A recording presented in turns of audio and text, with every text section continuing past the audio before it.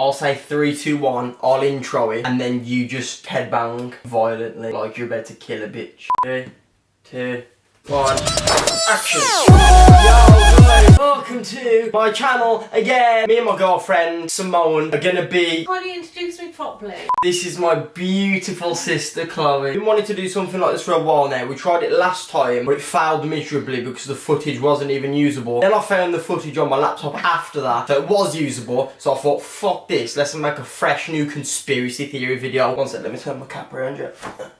You got to wear out of the video. Me and Chloe are going to be going through our top favourite conspiracy theories.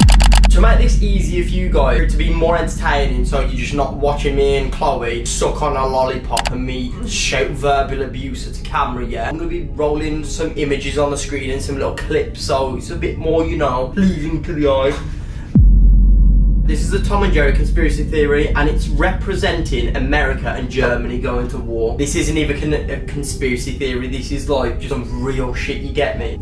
I haven't heard these, and Jay hasn't heard mine. Tom and Jerry was introduced 1 year after World War II started, and in World War II, Americans were referred to as Tommies, and the Germans were referred to as Jerrys. That's actually a thing. The show started 1 year after World War II started, and Jerry, like in the cartoon, always wins by being ahead with his intelligence, whereas Germans are so advanced with their technology. So the show was trying to say that Germany would win due to how intelligent they were. Questions? Questions? Anyone other than Chloe? Yeah, you doing that? Cool one, yeah, it's a cool one. It's a nice little taster, you know, to get people ready for the rest of the video. That's crazy. I'm coming in with a bang. Apparently, this is the theory. The US government obtains intelligence that hidden somewhere in central Iraq is an actual Stargate based there by the Anunnaki. I'm sorry, this one sounds like a bag of shit. That's an actual quote from one of several sites that insists that the Iraq War was started because the United States wanted access to Saddam Hussein's actual Stargate device. He obtained this secret base after contacting an ancient alien race. Saddam Hussein was intending to use the Stargate to allow the race to invade Earth. But fortunately, the New World Order decided to step in and prevent it.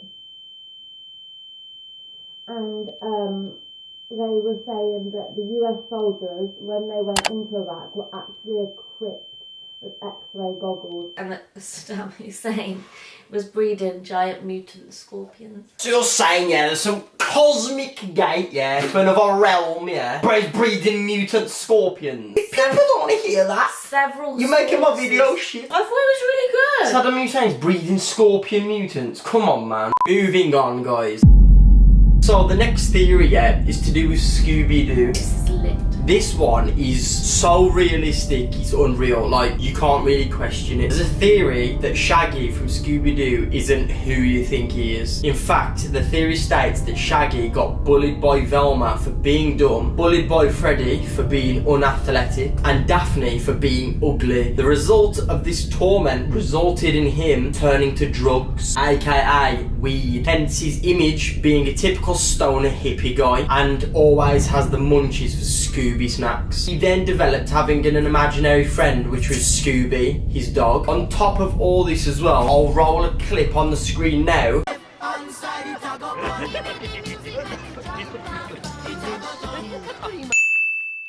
Like, that's realistic, yeah. And in the scene, it's literally only Scooby and Shaggy. There's no one else there. So true, I didn't even think of that. Like, where are the other guys? Yeah. The only thing I like better than an eggplant burger. Where's his other friends, you know what I mean?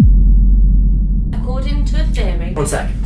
it was not the Titanic that actually sunk. I've heard this one. I've actually heard this one. Titanic had a sister called the Olympic. Supposedly, the Olympic had been damaged in a collision earlier. There was evidence to prove that the owners had switched the ships at the last moment. Then they sunk the Titanic, aka the Olympic that had damage, sunk that, and they got all the insurance money back. CompareTheMarket.com. They had to kill that many innocent people. Money's money at the end of the day. You gotta feed, you gotta get bread for your family, you get me. You know, the first symptom to AIDS is bootcut jeans. Okay, this one, I have not written any like facts to back it up. This is my own. You haven't got facts But I have my own, like, I have my own reason for coming up with this. I believe Oh God, here we go. that Steve Jobs didn't die. He's alive and is in hiding. And the reason I think that is because he had that much money, that much power for his own good. Having that much money and that much power through a product, being the iPhone or an iPad or an iMac, has that much influence that the government are scared of his capability. Take this for example, yeah. If Steve Jobs, bear in mind, Apple is meant to be the first company that has a net worth of $1 trillion. The first trillionaire company. How many zeros is a trillion? A trillion is 12 zeros. It's 1,000 billions. The whole nation, the economy runs off his business. Imagine if he just liquidized his company or moved his money to a different country. Imagine what that would do to a fucking economy. How is he surviving now then? Maybe gone into hiding somewhere. Disclaimer, his views are not my views. For real, man, I don't think he had cancer and died of cancer. I think he's gone into hiding because he had too much power and influence, and the government didn't like What if that. the government come after you for exposing them? I'm not with him, don't know him, take him. Gives a fuck. You know what? The sooner I'm out of this rat race, the better. He probably was like under a lot of stress anyway. If he didn't have cancer, I can see why he would want to run away. The government were like on him and stuff, and like they would probably be asking him to do stuff like, can you do this, can you do that? If he didn't want to do it, he would still have to because it's the government. Okay, I'm gonna read out one that we read out last video, but the video didn't go on YouTube, so I'm gonna redo it again. There's a quote by Albert Einstein that says, if we have a World War III, the war after that will be fought with sticks and stones. Basically saying that the next world war will be that destructive, it will literally destroy mankind and take us back to the Stone Age. There'll be no such thing as human life after the next world war, so life will start fresh, clean slate, yeah. There's a theory, right, that the world has actually previously experienced a world war that was that disastrous, it took us back to the Stone Age, and the world was literally reset. So that could have happened before. At school when we get taught about history and we say, oh yeah, it was the dinosaurs and stuff. Oh, it was the Big Bang. The Big Bang could have literally been World War III in a previous life. I don't want it to happen. I'm so shook. Like the thought of wars and stuff really scares me. How crazy is that, guys? That's messed up. I love this one. There's a theory that Willy Wonka was actually a serial killer, murdering all of the kids on the tour, like one by one. And the theory also says that Willy Wonka led Charlie to kill himself through the insanity of knowing that the murders had taken place, without him knowing. And that's why they fly away at the end, because like Charlie's going up to heaven. Wow. Willy Wonka the child murderer. Let's read this out. The first theory states the possibility of Wonka being a prolific child murderer. It talks about how Wonka immediately fired many of his employees because he was afraid that they were spies who tried to discover his secret recipe for his various candies. You may ask yourself why the secret recipe was so crucial that it was worth firing all his employees for. This theory believes that Wonka lures children into his factory and then sets up traps in which they would be killed. He would then take the corpses of the slain children and he would then mix them with his candy. He would then sell the candy to unsuspecting customers and the cycle of murders would begin anew.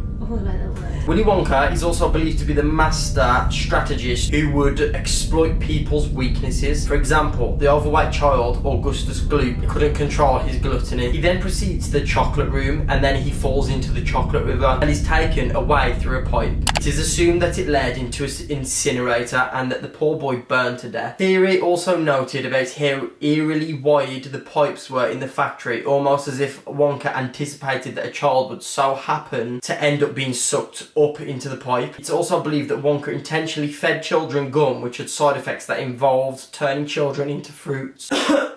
He would then send those children to the juice room to be juiced. Hey guys, listen to this, okay, this is weird. What makes this theory even more disturbing is the fact that when Wonka was asking for his visitors to sign some waivers in case of them having accidents, he only asks the children to sign the waivers, almost as if he was specifically targeting them in his attempt at making them into candy. Accidents? What kind of accidents? I didn't know we had to sign anything for this tour. I can't see what it says on the bottom. The adults don't have to sign anything. Why do the children have to sign things? These theories are crazy, man. What we should do, yeah, to make the video a bit more interesting and so this can be an ongoing series, we should end this episode with like a creepy story. Listen to the story, and if they like the creepy stories, maybe next video or next time we do one of these episodes, we can do top 5 creepy stories. Oh my god. Or top 5 murder cases. or top 5 unsolved mysteries. I want like people to leave like more conspiracy theories down in the comments because I literally love reading them and I want to learn some new ones because I'm bored.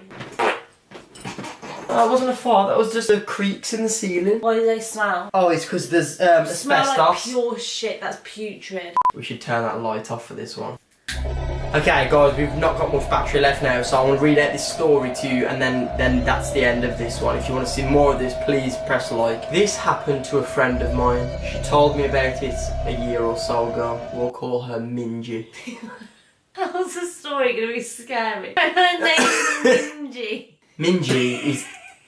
Minji is in her late 20s and she works as an English tutor in South Korea. One evening, a few years ago, she was tutoring a high school boy. They were up studying pretty late. Oh, I bet they were. Minji and the high school boy. They were up studying pretty late and the buses stopped running. Being a long way from his house, the boy asked if he could crash on her floor overnight and get the first bus the next morning. Minji was very reluctant because inviting a teenage male student to stay the night didn't sound like a great idea. But he was begging her, and eventually she relented. They went back to her one-room apartment and she got into the bed while he had laid a blanket out on the floor and they both fell asleep. A few hours later, at maybe 2 AM, the boy wakes Minji up. I'm really hungry, he says, let's go get some food. Minji opens her eyes and looks up at him in disbelief. Food? Now? It's 2 AM, go back to bed. But the student insists. No, I'm so hungry, let's eat something now. She tells him that there's some ramen in the kitchen and he can fix himself some. This doesn't satisfy him and he doesn't want the ramen. There's a 24-hour place just down the road. Let's go there. Eventually, after several minutes of persuasion, the boy gets Minji to come with him to the restaurant. They leave the apartment and head out, and as soon as they're on the street, the boy turns to Minji and says, I'm not hungry. I woke up in the middle of the night and looked under your bed. There's a man sleeping under there. They call the police and discover that a homeless man had been living in Minji's apartment sleeping under a bed for over 2 months. The boy only saw him because he was lying on the floor, so he had a clear view under the bed. The police arrested the man and thankfully there were no issues, but that's by far the creepiest thing that's happened to anybody I know. That is horrible. Can you sleep on the floor tonight? Minji, f*** off. If you want to hear a video of the top creepiest stories, then please give this video a massive thumbs up. Otherwise, there'll be a homeless guy under your bed tonight.